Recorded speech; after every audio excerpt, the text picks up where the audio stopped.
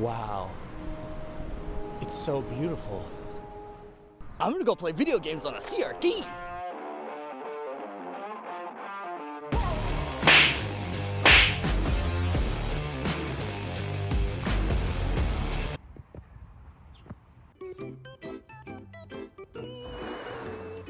Honey, I'm home. Ugh, what's that? Oh, get this thing out of here. Oh my gosh, I'm gonna be sick. Ugh. Alright, now where is that one? Oh, here we go. Yeah, that's the good stuff. Alright, now let's get this bad boy turned on, shall we? If I could just find the button.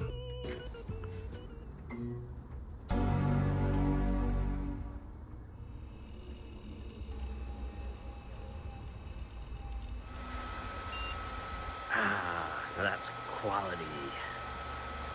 Now, you're probably wondering yourself, who is this stupid and ugly and stupid man? And why do you replace that nice shiny display with that outdated boxy device? And why is he so stupid and ugly? Why do you gotta be so mean? Hopefully by the end of this video, all of those questions and more will be answered. And maybe you just might see things my way on why you should be digging up old technology from 20 years ago and using it today. It all began one fateful day in the distant past. I think it was August 2024 actually. I was at the Classic Game Festival in Austin, Texas, and I was surprised by what I saw. You see, I had been into retro game collecting since I was a wee lad of 12. However, 14 years had gone by, and at that time, I believe that retro gaming had died out in favor of the modern emulation scene, which hadn't existed back in my day.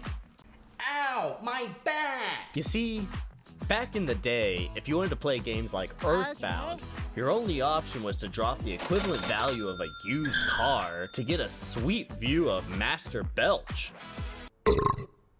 Nowadays, you can play games like Earthbound and many more on nearly any of Nintendo's consoles at the click of a button. What could be better than that? I was so naive. To my surprise, the retro gaming convention was packed. I remember walking up to one of the vendors at the Classic Game Fest and asking, "Yo, buddy, what's up with all these people buying old games? They, stupid or something?" No, man. Old games are super popular right now.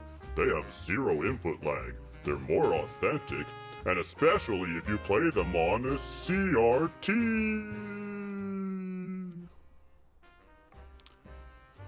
I looked around and noticed all the old boxy televisions that were lit up with classic video games. What a bunch of junk, I thought. I was so naive. Cut forward 2 months later, I was at my parents' house and stumbled across their 12-inch 1997 Sharp VCR CRT. "Take me home," it beckoned to me. Little did I know the sequence of events that would occur throughout the next year and the awakening that was awaiting me. I took that bad boy home, hooked up my N64, and popped in Majora's Mask that night. It booted up, and I remember my first impression like it was yesterday. Oh, wow. I can't believe it. This sucks! I was not impressed. Why is the screen so small? Why is the image so blurry? And why does the television want to eat my hair? What followed next was me putting the TV away and not touching it for another month. That was, until I bought a little game called Mario Kart 64.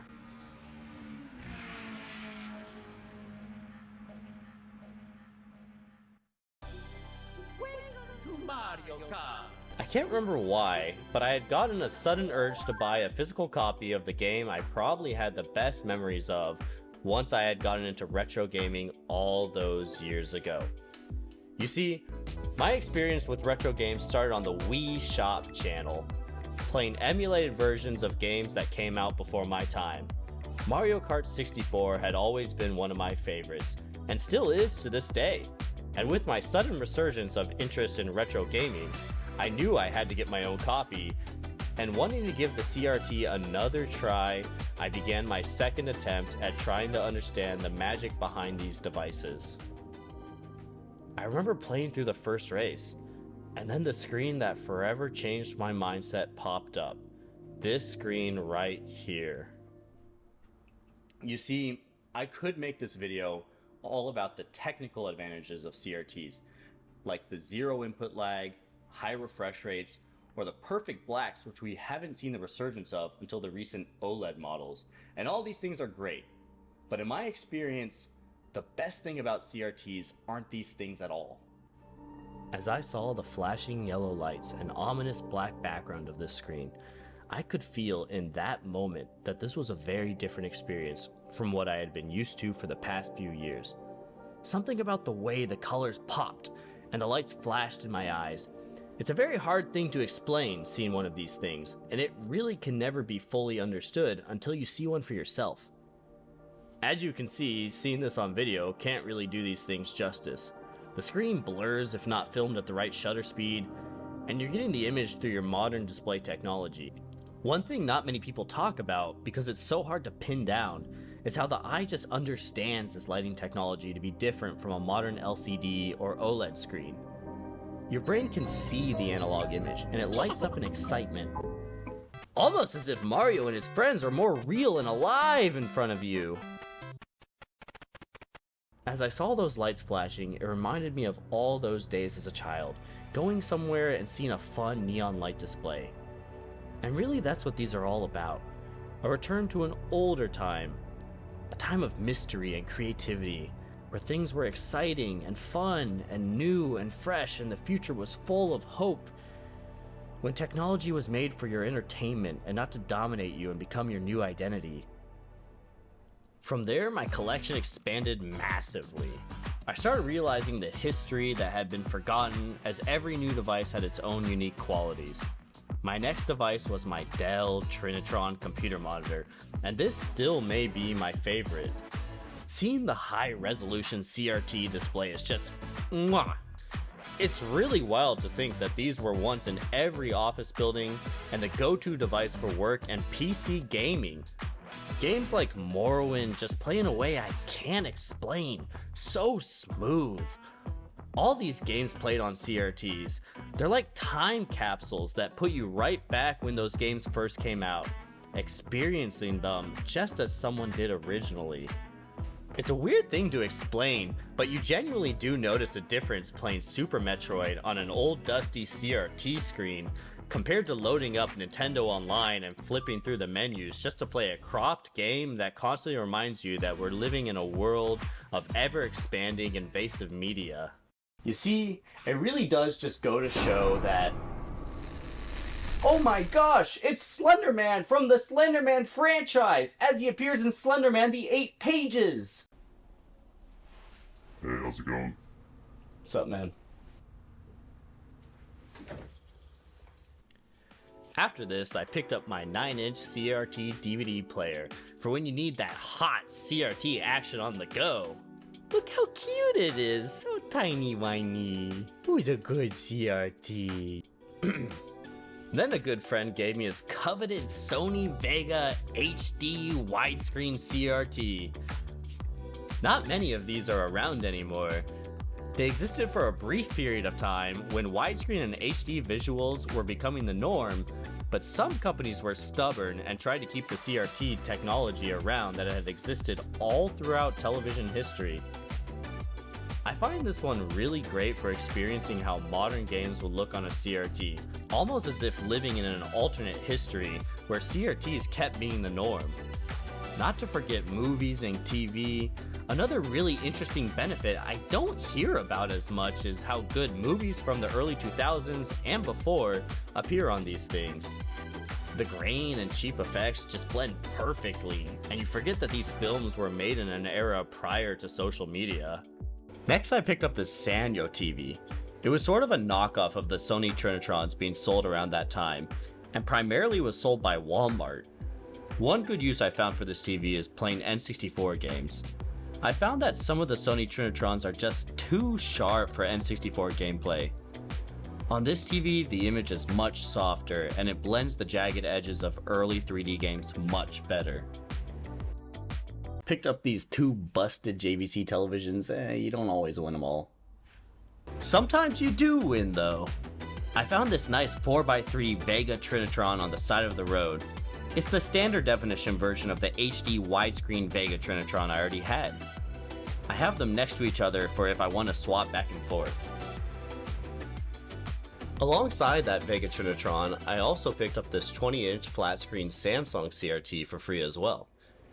It's a really nice one with component inputs, but other than that, I don't have too much to say about it. I then got this HD CRT made by Samsung. Honestly, I don't love this one too much. There's a lot of warping on the image, and you can see these faint white lines that just kind of stick out.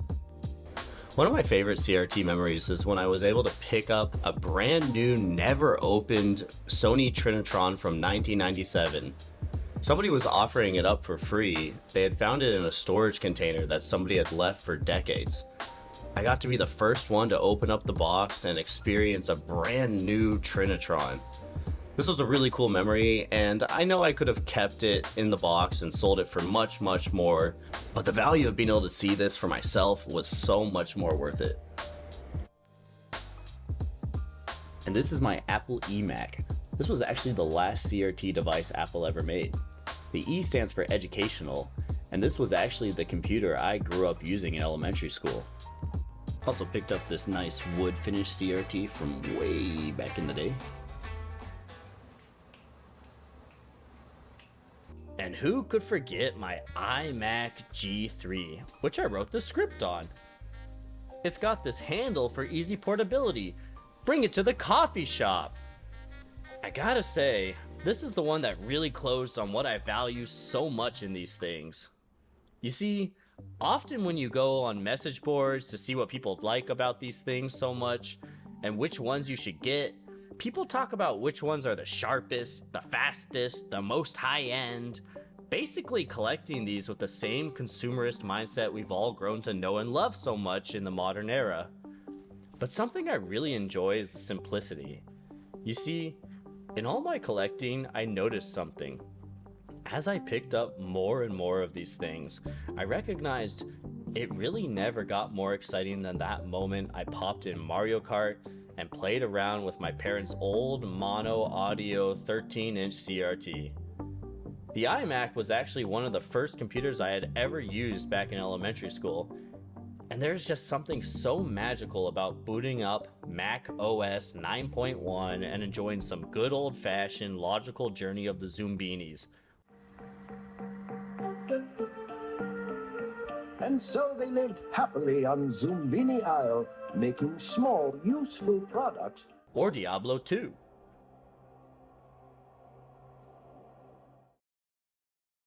The value of these things to me really aren't about the little quirks in the graphics, as much as it is the experience. One of the last ways to go back in time and experience a world where everything was simpler, when we were still connected and our entertainment was just that. Entertainment. A time when things didn't work perfectly, and you know what? That was just okay.